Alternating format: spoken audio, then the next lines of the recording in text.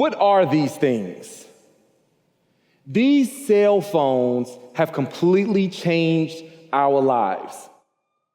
These cell phones have gone from everything from a generation of callers and call receivers to emailers, Twitterers, is that really a word?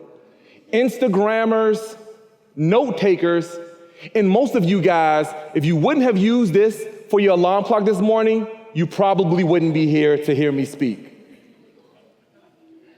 In fact, these have now become the barometers for how we show love and we say, I love you.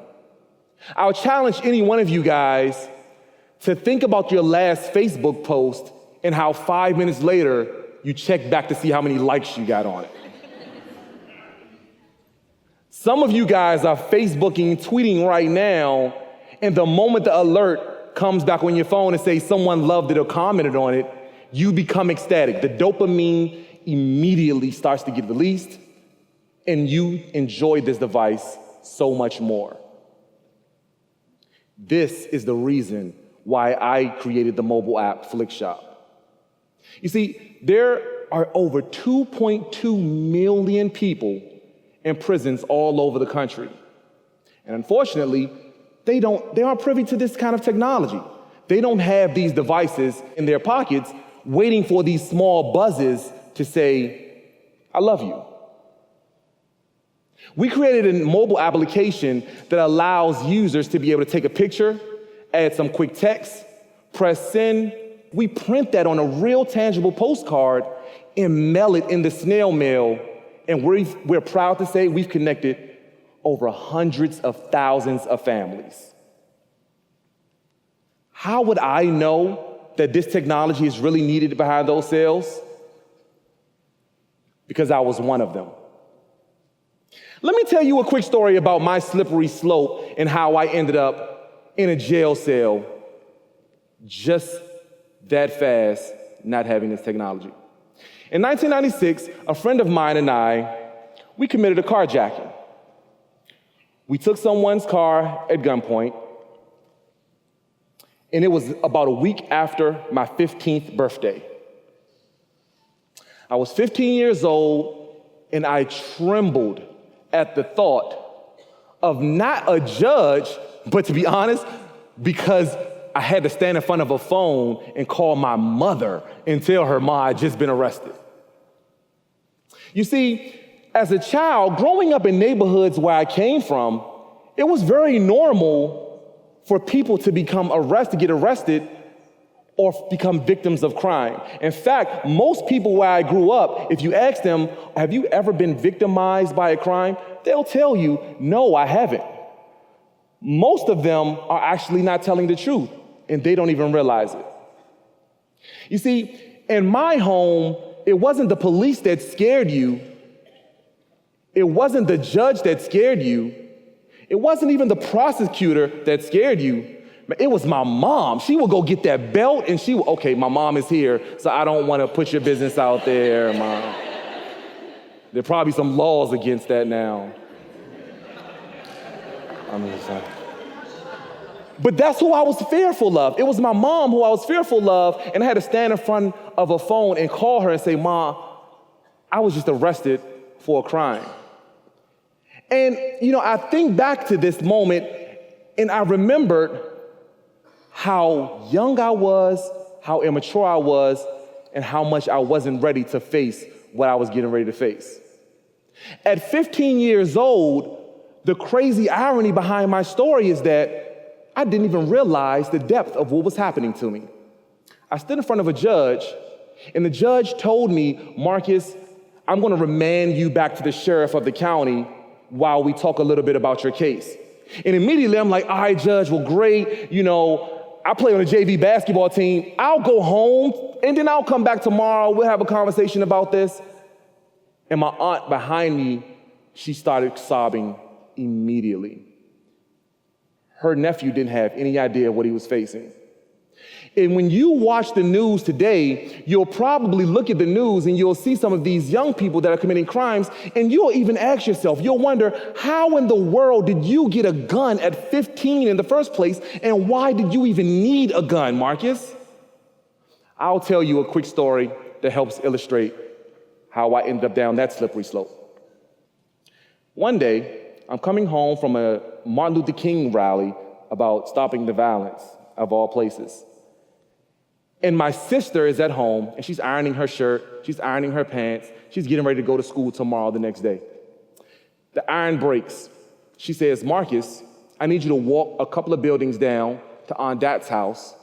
And Aunt Dat's apartment is about 5 buildings down from our apartment building. She said to go borrow her iron. I already called her. She already knows you're on your way.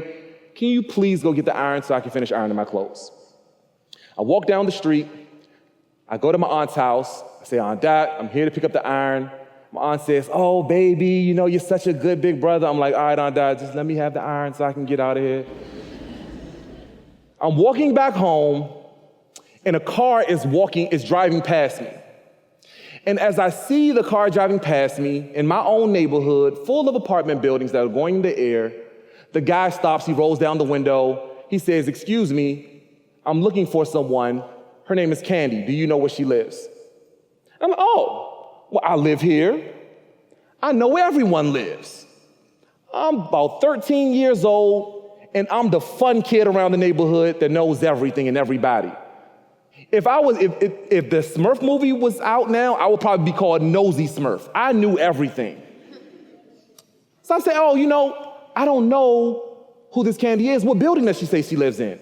She lives in 1956. I turn back around. I'm like, oh, here's 1950. Turn back around. There was a huge barrel staring down my face. Immediately, I'm shocked. And he says, don't scream, or I'm going to blow your head off. I immediately started screaming, despite this request, or demand, I should say. And then the passenger gets out and pushes me in the back seat of the car. I'm 13 years old, and I'm crying uncontrollably in the back seat as I plead with them for my life, knowing and thinking in this moment, the last major accomplishment that I had was that I graduated from elementary school. These men keep yelling at me and screaming at me, and they jam the gun further in my face until they eventually let me go. They released me a few miles away from my home, and I sprint back home with everything inside of me. And on the way home, I promised myself I would never be taken advantage of again, I would never be bullied again, and I would never be caught without a gun ever again. I'm 13 years old, and my judge just 2 years later would never understand how a 15-year-old would stand in his courtroom and could brandish a firearm to commit a robbery. I'm going through my sentence, and I'm doing 8 years. I end up getting sentenced to 8 years in prison, in adult supermax security prisons because of my crime. And I'm going through there, and it was a really tough time. Hard time for me. I mean, when I talk about hard, like I wanted to crumble. I mean, I was 15 years old when I first went to prison. That means I spent my 16th birthday, my 17th birthday, my 18th birthday, my 19th birthday, my 20th birthday, my 21st birthday, my 22nd birthday, and yes, my 23rd birthday, and they all got spent inside of a prison cell, in isolation cells, in segregation cells. I got moved from maximum security prison to another maximum security prison to another maximum security prison to another maximum security prison, all several hours away from my home, forcing my mother, that same mom who probably would have spanked me if I actually got caught for this carjacking, she had to drive to come and visit me. You see, this was at a moment in my life where it was such a crossroads when my family could either do one of two things. Either they could completely abandon me and leave me to rot inside of a prison cell, or they could love on me so hard that I would turn into the CEO that stands in front of you today. They chose the latter. What happened? My mom began to write me letters. She took pictures of my family. She came to visit me and accepted those very exorbitant collect calls. My mom was the person that gave me life, and I knew that it was going to be something that I was going to have to do once I got home to be able to give back. See, it was in prison where I learned that it was the family members, the advocates, the close friends that would keep me ready to be able to face moments like the ones I'm experiencing today. It was because of those people that gave me the 3 lifelines that now I cling to in everything that I do. 1, I must stay connected to my friends and my family. Number 2, I must have mentors that I can look to see that it can be done, whatever it may be. And number 3, I have to be surrounded by people who will continue to push me to be great. Hope and aspiration began to take over while I was there, and somehow I was able to make it through. I was released in 2004, but little did I know that this is where the journey really began. This is the opportunity that I've been praying for and looking for the last 8 years of my life, and I had a niche this time. I knew how to take my horror and create a business. It was an incredible journey for me. And although trials and tribulations began to come and, I knew that it was going to be hard for me, I never realized that the major battle of my life wasn't even a prison sentence. It was me walking around after prison for the rest of my life with a big F on my chest that represented that I was a convicted felon. I'm a convicted felon, and felonies are forever. No matter what it is that I do, no matter where it is that I go, no matter where it is that I live and the technologies that I build, I will always have this F on my chest. And I thought to myself, well, Marcus, because you've made it on this other side, what are you going to do with this now? How are you going to be able to contribute to a world that plagues us by this topic of mass incarceration? And so we built the technology. We built the mobile application that connects hundreds of thousands of families around the world, and we're very, very, very proud of it. And what do we use? We use the same 3 lifelines. 1, we wanted to be able to keep families connected. 2, we wanted to be able to show in mentorship that you too can do it. And then 3, we wanted to be able to allow all of you guys who are using our mobile application, we wanted to make sure that you were able to push everyone that you know to continue to be great. It was an amazing, amazing technology that we built, and I would have never thought that I would have the opportunity to be able to do something like this. In fact, I've spoken everywhere all over this country, including the Aspen Ideas Festival, where I won the Aspen Ideas Award last year. I've been a presenter at South by Southwest, where we introduced our technology to so many people across the globe, and many, many more families began to use it. And in fact, today, I stand before you with that same F on my chest, and I am doing a TED Talk, and I'm here to let everyone know in bars behind me that you too can do it. But it's not even my biggest accomplishment. You know what my biggest accomplishment is?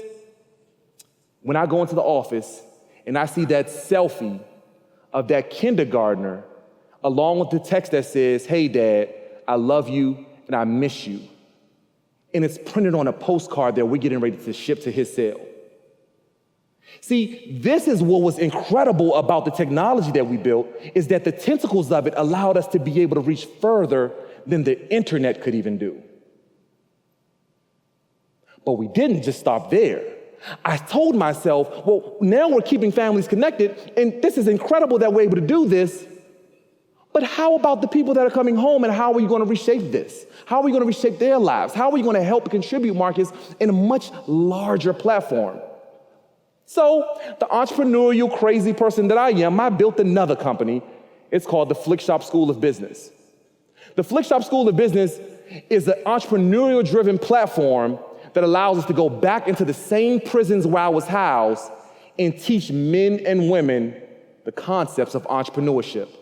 Now, the 95% of them that are going to be released one day and coming back to your neighborhood, some of them will be well prepared and they won't reoffend because of our project and our program.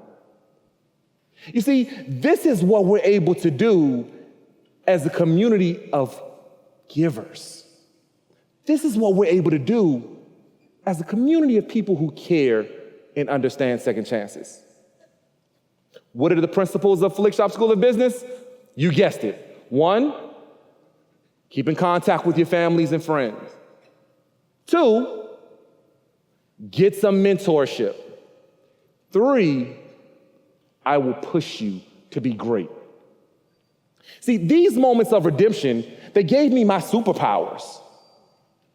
These moments allow me to understand how my failures gave me substance.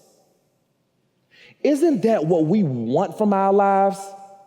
I mean, don't we want to look back on our building blocks of our own success path, no matter how dim it may be? Ladies and gentlemen, my name is Bullock, and this is the story of how I went from being a prison inmate to being the CEO of a world-changing mobile application.